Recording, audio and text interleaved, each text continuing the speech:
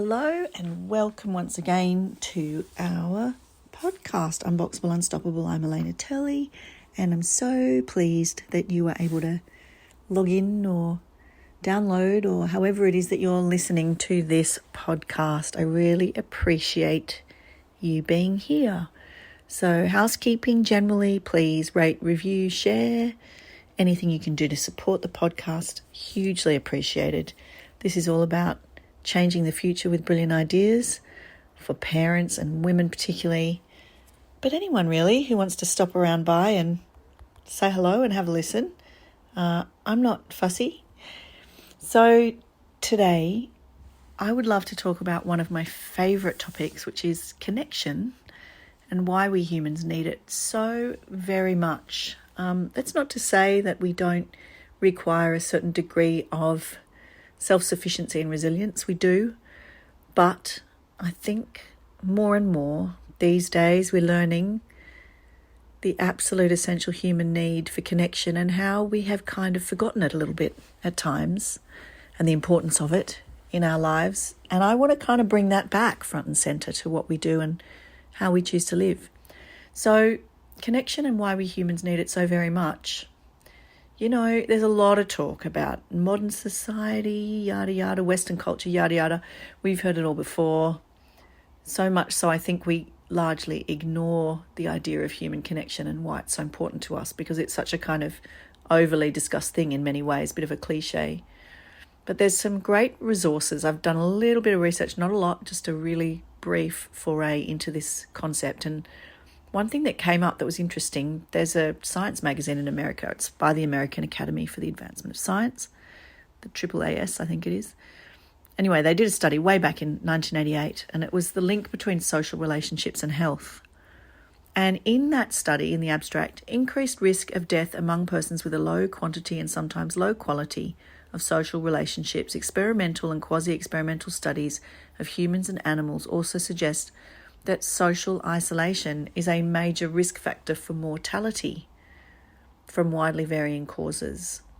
So I'll put this in the article that accompanies this podcast, the reference, so you can look at it yourself. But, you know, there's a reason that the most severe of penalties in all of our history, in our fables, even today, like in jail, in incarceration, involve segregation, isolation, or exile. I mean, one great example of that comes to mind is there's a beautiful book by David Malouf called An Imaginary Life, and it tells the story of Ovid, the great Roman poet, Imperial Roman. And because he's so irreverent in Roman society, he gets banished. And the book is this amazing account of his experience in exile and what it's like living as an outsider when nobody around you speaks the language, when you don't speak the language of anybody around you, when you don't understand the customs, when everybody looks at you as an outsider. He was living in, you know, the barbarian lands around the uncivilized lands, the tribal lands outside of civilized Rome, when he'd lived his whole life in civilized Rome. So, you know, it's a beautiful account. And the reason that is so compelling, I guess, you know, why exile is the greatest punishment is, I mean, we know from anthropology that the only reason that we can live in groups is because we can cooperate and collaborate. I'm a collaborator from way back. It's something that I love to do. It's not something that comes natural to everybody. I feel like we are moving now as a whole, in general, as the human race, we're moving towards far greater collaboration and less competition, I hope. That's what seems to be happening around me anyway. And I think that by doing this, we work together and we optimize our chances and our quality of life. You know, I think survival in the past depended on us cooperating. And when we divide tasks, we allow people to specialize and become experts, and they can then do things better and quicker and more effectively. And there's a little bit of this also in the book Sapiens, fantastic book about why Homo sapiens are the species of humans that survived evolution. We're the only human species that survived evolution. And according to Harari, the author, the reason is that we have a specific way of understanding abstract ideas and understanding stories. Our brains evolved in a particular way, which allowed us to be compelled to act by ideas and stories. And if we were not able to be compelled to act by ideas and stories, we would have only been able to stay in small groups. But because we were able to be compelled to act by a story, that story could move between groups, and we could then band together as bigger groups, and these bigger groups could then overcome the smaller ones in terms of competition, in terms of food, in terms of war. So we could all fight under one idea in a much bigger group, and that's why we survived. It's a bastardized version of what I'm giving you now, but that's the basic premise. And what that means is that we can communicate with each other through story and abstract ideas, which is an incredible thing to be able to do, and it unifies us as a group. And it allows us to survive really well and win the fight and compete for food. All that ancient survival kind of stuff. So what's that got to do with human connection? Well, our brains have now evolved to feel a threat to social connections in exactly the same way as we feel physical pain. Now, I don't know if you've ever experienced being ousted or being expelled from a group socially. I have. It's excruciating. It's horrible. I remember the feeling distinctly, and it's such a horrible feeling.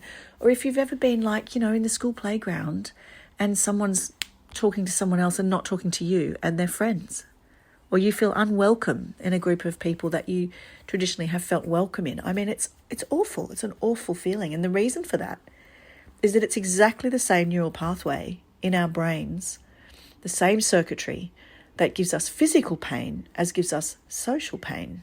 And this is a really interesting idea. There's a book called Social: Why Our Brains Are Wired to Connect, which is written by a neuroscientist called Matthew Lieberman.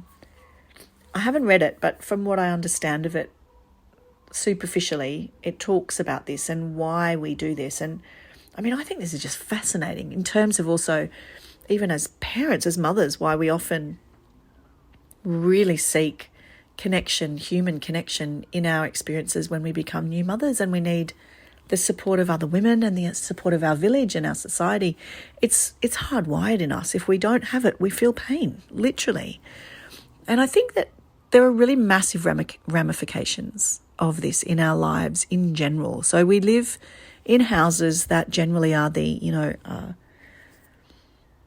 nuclear family, right? The little, 2 parents, couple of kids kind of situation, more or less. And what that means is that we become isolated from our extended family, from our community. We can work and we can create schedules that, in a way, keep us isolated. And I was reading recently about how there's this fantastic idea of ways that you can not just simplify your life in terms of declutter and organise things differently, but also the way that we can understand how to declutter and simplify our schedules, particularly for our children. I don't know about you, but I know a lot of people who they have children who really have schedules and the parents are just racing from thing to thing. Something on every afternoon of the week, 3 kids going to... my husband and I were talking about, gosh, if we have another child at school, we're going to probably need another car to be able to ferry our kids around in all the places we need to ferry them, because I've got 3 children. And I was thinking, goodness, that's full on, isn't it? We need another car to keep up with our own self-imposed schedule, our own calendar, because we think our kids need to do 5 different activities, swimming, dancing, martial arts, flute, team sport, whatever it is. And, I think a lot of us will relate to this feeling that we need to give our kids exposure to all these things, and it's part of their development. And is it though? Is it? Is it really? Or would it be better to just try one thing at a time and to say, okay, you know what? You go play. You go enjoy discovering your own pathway through learning. Let's give you time to be you and explore what you're really into and what you really love. And out of that, let's find one thing that you do a week, one activity that you do that takes up time, that takes up less of our time running you around and racing around. And sure, it's a nice idea to sit there and have a minute while your kid is doing an activity. That also gives us something. I understand that. And no judgment, if that's your way, totally fine, no worries, enjoy it. But I think it really made me question, why do we do so many things? Why do we spend so much time and money putting our kids through so many activities and making them so busy? My daughter, sometimes she's exhausted.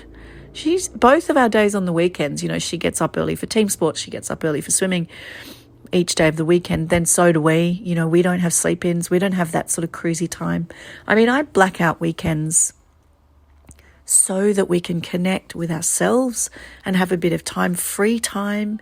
You know, living in the city, it's easy to sort of forget that we can just go knock on someone's door. I mean, we don't even really do that anymore because it's sort of rude, like in the era of mobile phones.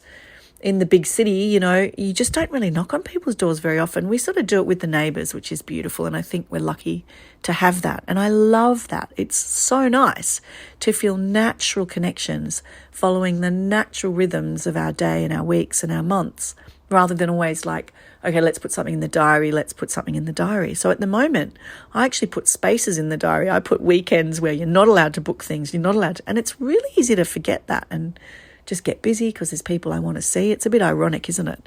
We need space and time, but we also need to stay connected.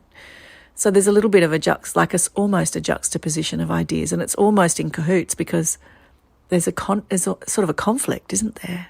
And I find it really difficult to resolve. And I think it's not straightforward. And we all need to find our own rhythms. For me, I don't know, I've had experiences of being really isolated in my life, like as a single parent, found that really isolating at times.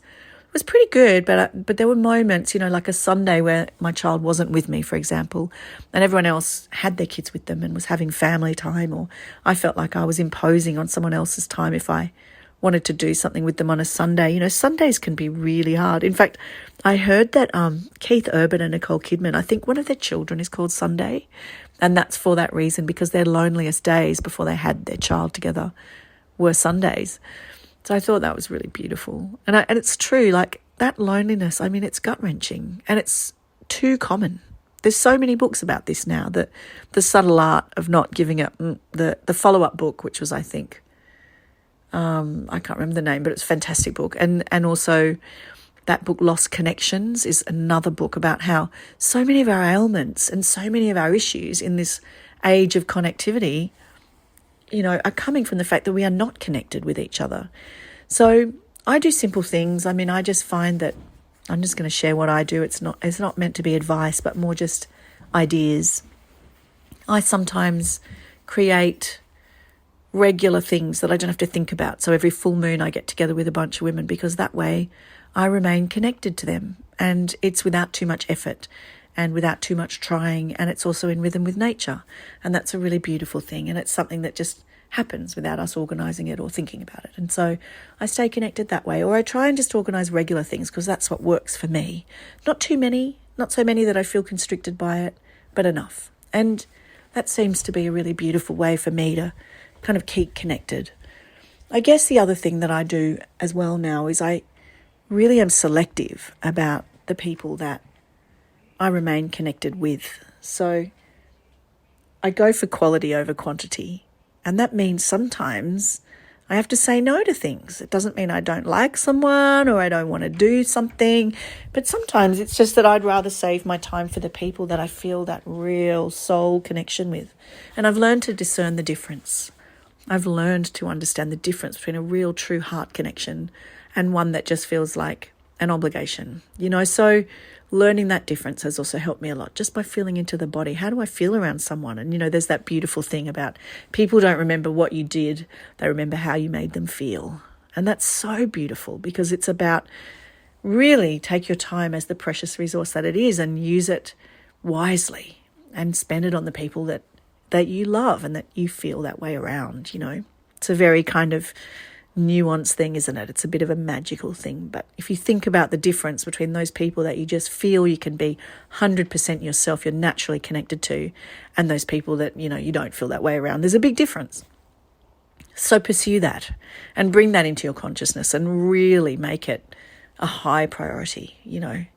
And those things, I think, embellish our connection and help us to avoid that sense of isolation. And I certainly know that, I mean, in my experience, I've spent plenty of time with the kind of people that did not nourish me. And, you know, that was out of desperation and out of, I guess, a degree of pain and shame that I needed to do that. But gosh, isn't it beautiful when we can remember the magical bliss of connection and how we need it and how we really need it. So let's, I hope, remember And let's prioritize that in our lives. Let's prioritize connection over these other things, collaboration over competition, and remember that we work better together. So that's my little why we humans need connection talk. I hope you enjoyed that. And if you did, please let me know. I love to hear from you. And until next time, stay connected, people. Lots and lots of love. Bye for now.